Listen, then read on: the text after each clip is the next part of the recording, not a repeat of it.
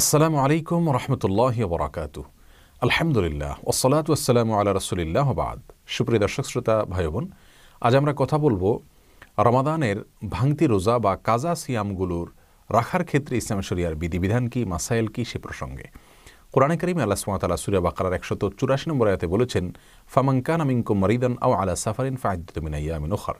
তোমাদের মধ্য থেকে কেউ যদি রমাদান মাসে অসুস্থতাজনিত কারণে রোজা রাখতে না পারেন অথবা সফরে ছিলেন সেই কারণে রোজা রাখতে না পারেন, তাহলে সেই রোজাগুলো রমাদানের পরে অন্য সময় তাকে রেখে দিতে হবে।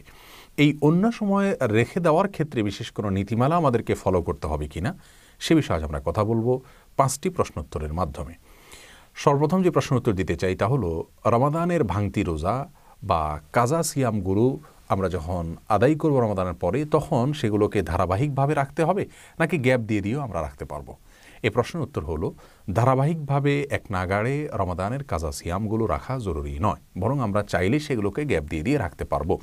তবে খুব বেশি গ্যাপ দিয়ে খুব বেশি সময় নিয়ে বিলম্ব করে রাখা উচিত নয়, যেহেতু এখানে দায় মুক্তির ব্যাপার রয়েছে, আমাদের কার কখন মৃত্যু আসে আমরা জানি না, সেজন্য খুব দ্রুত এগুলো রেখে ফেলা উত্তম। তবে কেউ যদি চান আজ একটা রাখলেন, 2 দিন পরে আবার আরেকটা রাখলেন বা 5 দিন পরে আরেকটা রাখলেন, এভাবে ভেঙে ভেঙেও তিনি রাখতে পারবেন।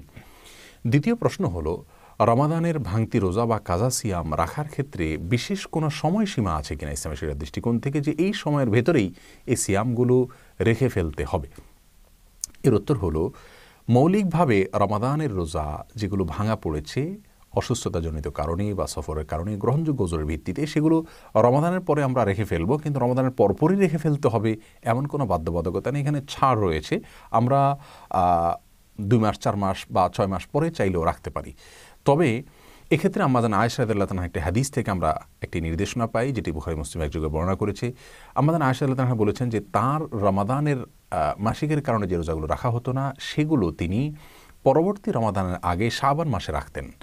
এতটা দেরি করতেন কারণ রাসূল আকরাম সাল্লাল্লাহু আলাইহি ওয়াসাল্লাম তার সঙ্গে বসবাস করতেন, তার অধিকার এর প্রতি খেয়াল রেখে তিনি বিলম্ব করতেন। এবং পরবর্তী রমাদানের আগে যে শাবান মাস, সেখানে রাসূল আকরাম সাল্লাল্লাহু আলাইহি ওয়াসাল্লাম প্রচুর পরিমাণে নফল রোজা রাখতেন, এই ফাঁকে তিনি তার ফরজ রোজাগুলো রেখে দিতেন। এই হাদিসের ভিত্তিতে উলামায়ে কেরাম বলে থাকেন যে এক রমাদানের রোজা কাজা করার জন্য বিলম্ব করতে করতে পরবর্তী রমজানের আগ পর্যন্ত বিলম্ব করা যেতে পারে। কিন্তু শরীয়ত গ্রাহ্য ওজর ছাড়া পরবর্তী রমাদানও যদি ক্রস করে যায়, তবুও আগের রমজান রোজা কাজা রয়ে গেছে, আদায় করা হয়নি, তাহলে সেক্ষেত্রে এটি অন্যায় হবে, এটি গুনাহ হবে। আর যদি শরীয়ত গ্রাহ্য ওজরের কারণে দেরি হয়, পরবর্তী রমজানও চলে আসে, তাহলে সেটা কারণে কোনো গুনাহ হবে না। যদি কোনো কারণে পরবর্তী রমজান চলে আসলো, এর পরেও কিন্তু আগের রমজানের রোজা কাজা বাকি থাকলে সেগুলো আদায় করতে হবে। সেক্ষেত্রে কাজার পাশাপাশি অন্য কোনো অর্থদণ্ড বা অন্য কোনো কিছু দিতে হবে না, এটাই বিশুদ্ধতম মত। তাহলে আমরা জানলাম যে রমাদানের রোজা এটা রাখার ক্ষেত্রে 2 মাস 4 মাস 6 মাসের কোনো সময়সীমা নেই, তবে পরবর্তী রমজানের আগে আগে সেগুলো রেখে ফেলা উচিত। কোনো গ্রহণযোগ্য ওজর ছাড়া পরবর্তী রমজানের পরে বিলম্ব করা জায়েজ নয়, সঠিক নয়, উচিত নয়। তৃতীয় প্রশ্ন হলো, রমাদানের ভাঙতি রোজা বা কাজা সিয়াম এগুলো আমরা যখন রাখবো তখন এর পাশাপাশি অন্য কোনো কিছু করতে হবে কিনা? যেমন রমাদানে আমরা তারাবি পড়ি, আবার রোজাও রাখি, তাহলে রমজানের কাজা আদায় করতে গেলে রাতে তারাবি পড়ে তারপর রোজা রাখতে হবে কিনা? এর উত্তর হলো না। আমাদেরকে রমজানের রোজা যে কয়টা রাখতে হবে, যে কয়টা ভেঙেছে সেগুলো আমরা রাখবো, সেগুলোর সাথে তারাবির নামাজের কোনো বিধান নেই, কারণ তারাবির নামাজ এটা রমাদান মাসে পালনযোগ্য ইবাদত, রমাদানের পরে তারাবির অপশন নেই। যার কারণে রমাদানের পরে আমরা শুধুমাত্র যে কয়টা রোজা ভাঙতি হয়েছে সেগুলো রেখে ফেললেই চলবে, অন্য কোনো কিছু সাথে করতে হবে না। তবে যদি কেউ শরীয়ত গ্রাহ্য ওজর ছাড়া ইচ্ছাকৃত অবহেলা করে রোজা ভঙ্গ করে, তাহলে সেই ব্যক্তির জন্য কাজার পাশাপাশি কাফারার বিধানের কথা বলেন ইমাম আবু হানিফা এবং মালিক রাহিমাহুল্লাহ। অর্থাৎ যদি কেউ ইচ্ছাকৃত অবহেলা করে রোজা ভাঙেন, তাহলে শরীয়ত গ্রাহ্য ওজর ছাড়া, তাহলে সেক্ষেত্রে তিনি একটি রোজা ভাঙলে একটি রোজার জন্য একটি রোজা কাজা রাখবেন, আবার 60টা রোজা এক নাগাড়ে ধারাবাহিকভাবে নির্বিচ্ছিন্নভাবে তাকে রেখে ফেলতে হবে কাফারা হিসাবে। এটা হলো তার জন্য দণ্ড, সেটা তাকে করতে হবে শাস্তিস্বরূপ এবং ক্ষতিপূরণ স্বরূপ। আর সেটা না পারলে তিনি 60 জন মিসকিনকে খাদ্যদান করতে হবে। যদিও অন্যান্য ইমামদের মতে এই মাসআলাটি শুধুমাত্র স্ত্রী সহবাসের মাধ্যমে যদি কেউ রোজা ভঙ্গ করেন, তাহলে সেক্ষেত্রে তার জন্য প্রযোজ্য। তাহলে সাধারণ রোজা ভাঙতি রোজা যেগুলো, সেগুলো রাখার ক্ষেত্রে কোনো কিছুই না, যে কটার ভাঙছে সেগুলো রেখেই ফেললে হবে। 4 নম্বর প্রশ্ন হলো, রমজানের ভাঙতি বা কাজা রোজা রাখার আগে কোনো নফল রোজা রাখা যাবে কিনা? এই প্রশ্ন উত্তর হলো, রমজানের কাজা বা ভাঙতি রোজা রাখার আগে নফল রোজা রাখা যাবে। তবে কাজা রোজা রাখা যেহেতু ফরজ, নফল রোজা তো বাধ্যতামূলক নয় আমাদের জন্য, অতএব সেটাকে অগ্রাধিকার দিয়ে আগে রাখা উচিত, নফল রোজা একটু পরে রাখলেও চলবে।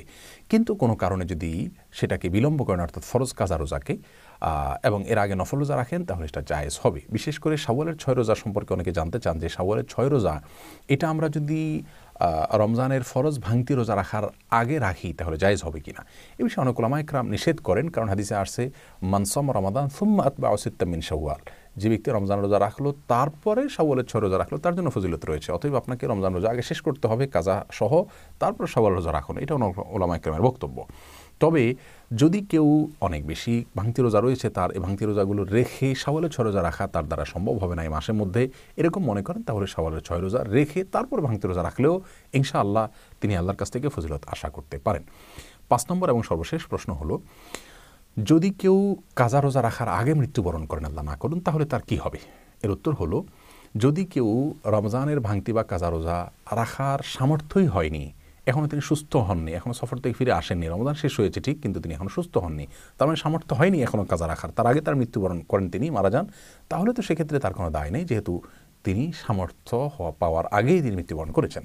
আর যদি তার সামর্থ্য ছিল কিন্তু অবহেলা করে তিনি বিলম্ব করেছেন, এরকম তৈরি হয় পরিস্থিতি দেখা দেয় এবং তারপরে তার মৃত্যু হয়ে যায়, তাহলে সেক্ষেত্রে তার ওয়ারিশরা তার পক্ষ থেকে প্রত্যেকটা রোজার জন্য ফিদিয়া আদায় করবেন। এটি হলো বিশুদ্ধতম মত। অনেক উলামা ইকরাম বলেছেন তার পক্ষ থেকে ওয়ারিশরা রোজা রেখে দিবেন। যাই হোক, দুটি মতই রয়েছে স্কলারগণের, ফোকাহে একরামের। আল্লাহ সুবহানাহু ওয়া তাআলা আমাদের সকলকে রমাদানের ভাঙতি সিয়ামগুলোকে সুন্নাহসম্মত উপায়ে রাখার তৌফিক দান করুন এবং প্রতিটি বিধানকে কোরআন হাদিস অনুযায়ী আদায় করার তৌফিক দান করুন। আসসালামু আলাইকুম ওয়া রাহমাতুল্লাহি ওয়া বারাকাতুহু।